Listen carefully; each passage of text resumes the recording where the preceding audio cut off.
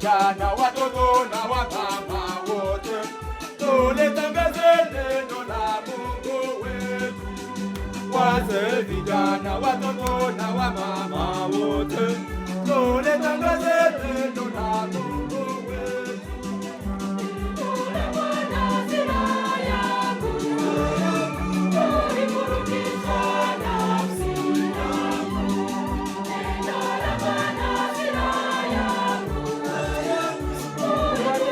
Sana